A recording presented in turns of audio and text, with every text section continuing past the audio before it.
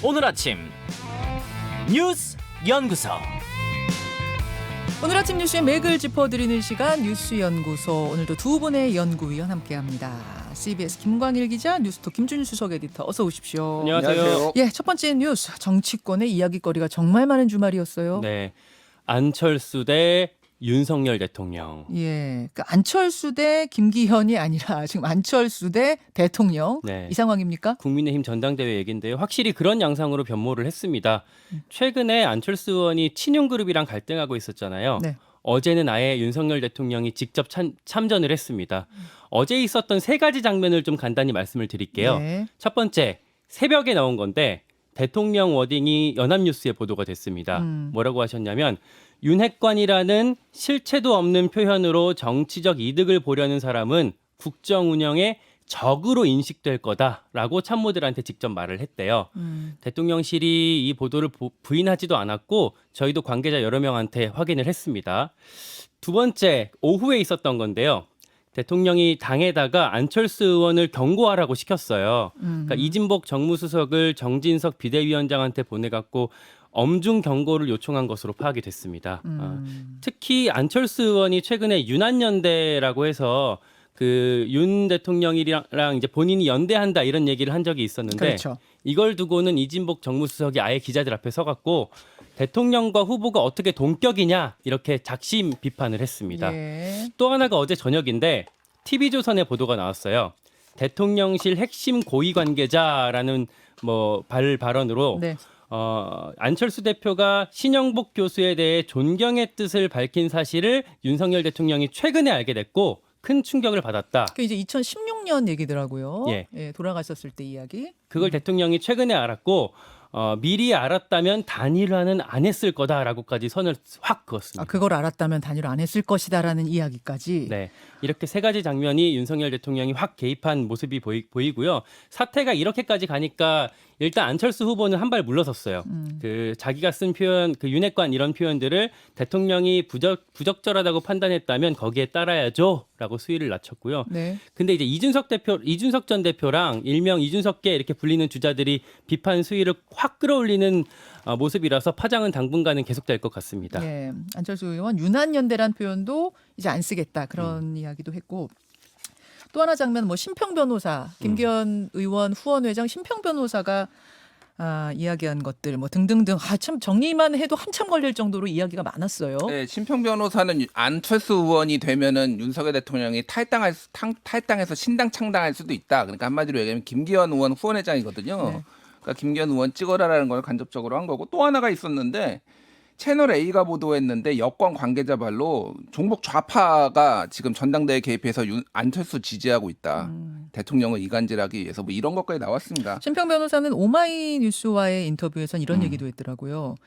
윤 대통령이 대선 후보 시절 혹은 그 이전부터 국민의힘에 몸담아야 하는가 의문을 가지고 있었다. 그러니까 심평 변호사의 이야기들을 다 좀 정리해 보면 결국 윤 대통령은 당을 떠날 생각하거나 떠날 가능성도 있다. 이런 식이 되는 거예요, 지금. 얼마나 많이 아는지는 모르겠습니다만 지금 이제 상황에서 그런 얘기를 하는 게 얼마나 이제 부적절한지는 많이 얘기를 하실지요. 그래서 지금 중요한 건 그런 것 같아요.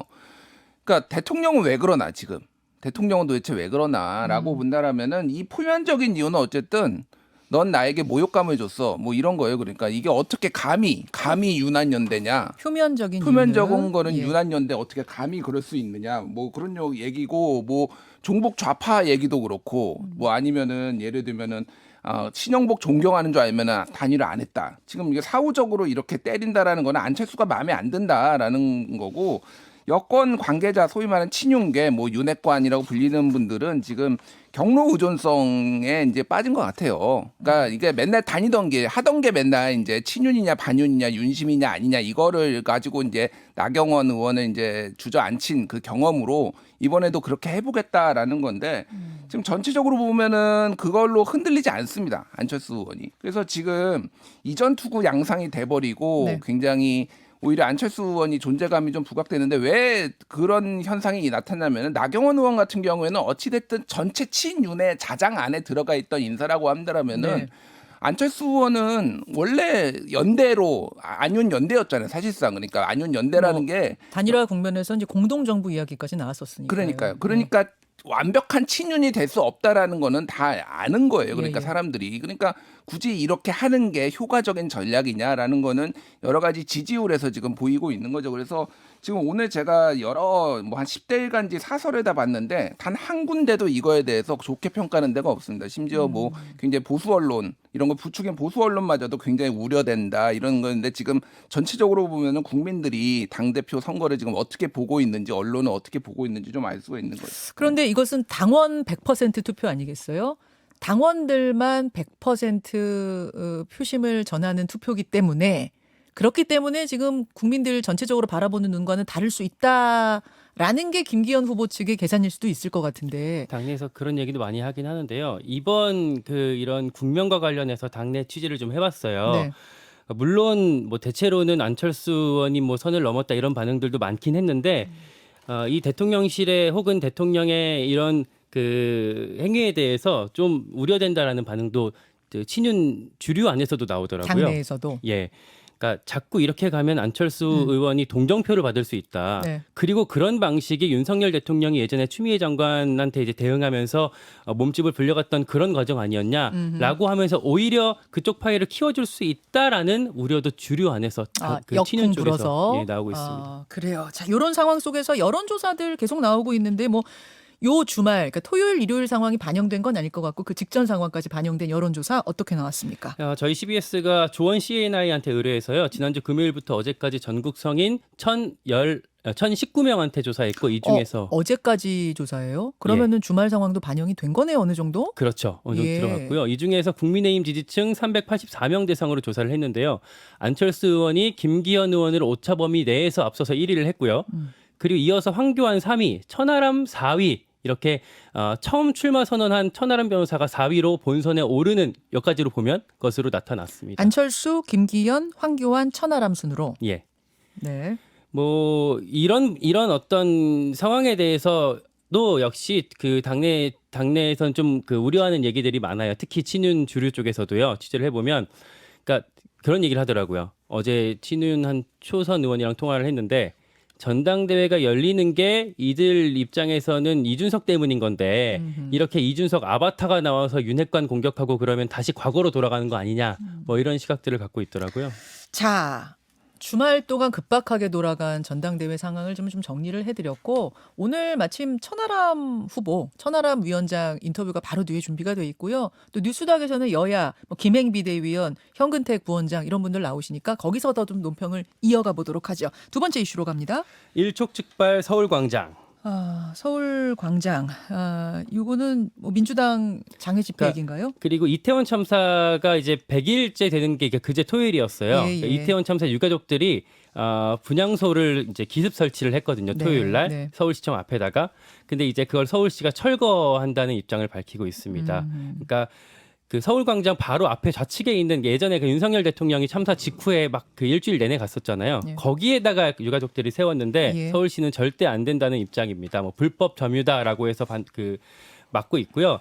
6일 오후 1시까지, 그러니까 오늘 오후 1시까지 철거하지 않으면 행정 집행에 들어가겠다고 계고장까지 보냈어요. 철거한다는 거죠? 네, 강제로 철거하겠다는 거고.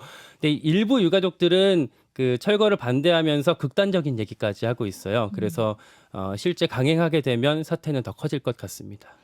극단적인 얘기까지. 그러니까 이 철거하면은 우리도 뭐 자식 따라 갈 거다 이런 이야기를 어제 뭐 울부짖으면서 하시는 상황이던데. 예. 김준일 수석 에디터 이게 자칫하면은 좀 불미스러운 충돌 상황까지 갈 수도 있을 것 같은데요. 일단 오늘 오후 1시까지 철거를 하라고 한 상태거든요. 그래서 행정 대집행을 하겠다. 철거를 안 하면은 이런 상황입니다. 그래서 뭐 휘발유를 뿌릴 수도 있다. 뭐 이런 얘기까지 나와서 지금 굉장히 우려되는 상황입니다. 그래서 조금 지금 이제 이 추모 공간이 녹사평역 지하 4층에 있어요. 네, 이제 지하 4층이라는 특수성, 이게 거기에까지 가서 사람들이 하기 너무 불편하다 보니까 여기에 이제 좀 열린 공간으로 오겠다라고 하는데 이런 거는 조금 어떤 식으로든 협의를 좀 해야 되지 않을까. 그런데 이제 일반적으로 이런 일이 있을 때 예전에 세월호 참사도 마찬가지고 정부 여당이 굉장히 미온적으로 나오고 좀 적대적으로 나오다 보니까 이런 일들이 발생하는 것 같습니다. 그래서 조금 대화로 해결했으면 좋겠고 지금 이상민 장관 탄핵에 대해서는 뭐 민주당이 지난 주말에 이제 장외 집회도 열었고 그리고 또 이제 이 추모 행사에도 참여를 했거든요. 그래서 이 민주당뿐만이 아니라 뭐 이정미 정의당 대표라든지 용해인 의원 이제 거기에 참사 조사위원회에 있었죠. 거기에서 다 모두가 탄핵 얘기를 지금 꺼내고 있어요.